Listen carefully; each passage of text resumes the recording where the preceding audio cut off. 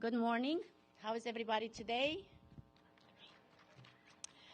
I would like to thank all of you for inviting me to say a few words today at the 50th anniversary of Monticello Independence Day celebration. I would like to congratulate all of you who will soon become the newest U.S. citizen. When I first heard the list of important global leaders who have spoken at this magnificent event, like President Bush, Colin Powell, Madeleine Albright, I was very intimidated. They are all inspired leaders, but frankly, none of them was very good on balance beam. Then when I heard that I would be the first athlete to ever speak on this important and inspiring day, I thought, well, it's about time. After researching the life of Thomas Jefferson, I found a couple of things that we had in common. For one, he admired balance. Second, he professed the virtues of health and fitness. With regard to balance, one of Jefferson's most lasting reforms as a legislator was to introduce a workable balance of powers into the structure of the U.S. government. With regard to health and fitness, Jefferson wrote, "Give about 2 hours every day to exercise, for health must not be sacrificed to learning. A strong body makes the mind strong." My life story is all about balance and fitness. No one really knows when they are about to make history. As I swung onto the parallel bars in 1976 in Montreal, I executed each skill with the proper technique that I practiced day after day in training.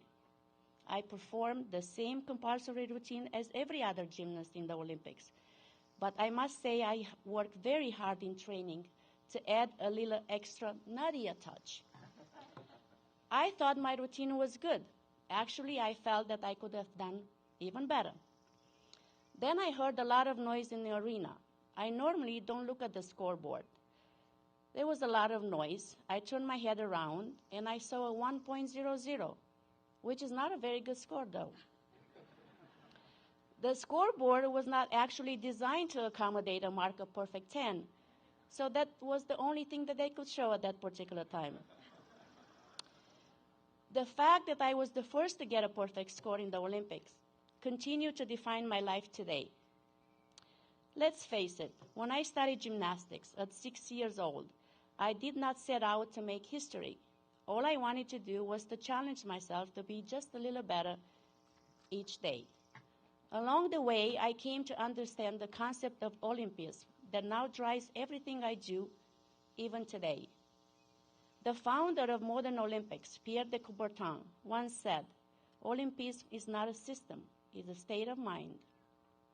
By blending sport with culture and education, Olympism promotes a way of life based on the balanced development of the mind, body, and character, the joy found in effort, the educational value in being a good role model for others, the observance of the universal ethics of tolerance, unity, friendship, and respect for others. The Olympics, in a way, is much like the concept of America, and it is the ultimate meritocracy. The only way to the top of the podium is through hard work and dedication. Jefferson once said, "The interest of a nation, when well understood, will be found to coincide with their moral duties. Among these, it is an important way to cultivate habits of peace and friendship with our neighbors."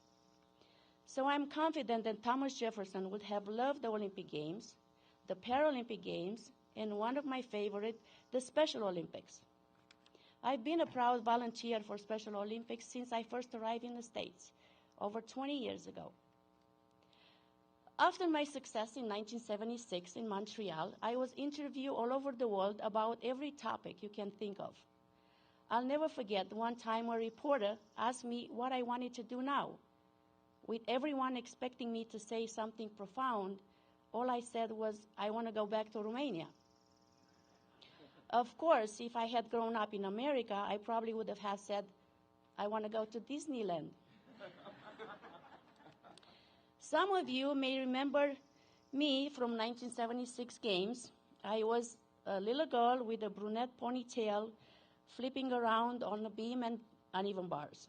Now I admit that I look a little bit different than I did 36 years ago, but I'm never exactly sure what to say when someone comes to me and asks, "Is this really you, Nadia? You used to be so cute when you were 14. When I studied gymnastics at 6 years old, I did not realize that at the time, while I was learning to keep my balance on the beam, I was also learning how to keep my balance in life. My training in gymnastics gave me the foundation from which I learned the most important tools with which to succeed in life. Many people think that if you win the Olympics, you automatically become rich, but fame and fortune do not necessarily go hand in hand. The lesson that I have learned through the Olympics are much more valuable than any material rewards I could ever receive. Like many of you, I always wanted to come to America, the land of opportunity. But many of us learned very quickly that the streets are not paved with gold. Or as we say in Romania, even in America, not every dog has a pretzel on his tail. One thing that we have come to appreciate about the United States is the true concept of freedom. I come from a wonderful country with wonderful people, but many years ago, we were living under a system where we were told what to do and how to live our lives. Romania is different now, and I'm happy to go back many times each year to reconnect with my family and friends and continue to do projects with my foundation. All of us here today come from many different countries, but we all have something very important in common. We will never take our freedom for granted. In America, we all have the opportunity to write our own story. Do you think that when I was 6 years old, doing cartwheels on the playground of my hometown of Onești, that I could have imagined that I would be standing here today as an Olympic champion, a U.S. citizen, married to Bart Connor, who is also an Olympic champion, and living in Oklahoma?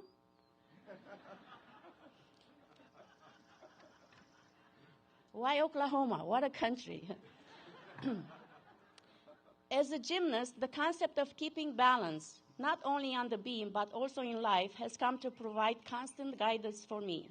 So using the word balance as an acronym, I will give you some of my thoughts about succeeding in America and in life. The B in balance stands for bold.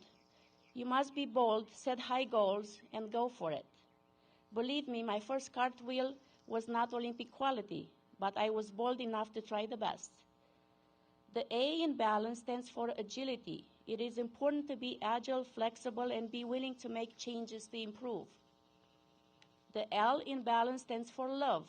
In order to be great at anything, you must love the process. If you can focus on a process, on day-to-day improvement, the results will take care of themselves. The other A in balance stands for accountability. Our freedoms come with some responsibility. Top citizen leaders are more likely to be self-motivated people who take ownership of their successes and challenges. The N in balance stands for now. What are you learning right now to make yourself more successful? The C in balance stands for courage. You have already demonstrated a great deal of courage that has gotten you to this important day here. The E in balance stands for energy. Have you ever noticed that some people that you hang around simply energizes you? Their enthusiasm and excitement for life inspires you. So be energized. Remember, be bold, agile, love what you're doing, be accountable now, do it now, be courageous, and be energetic. As a fellow naturalized U.S. citizen, I encourage you to continue to balance your new freedoms with your new responsibilities as Americans. And I hope that you all get perfect 10s in your life as a U.S. citizen. Welcome to Team USA.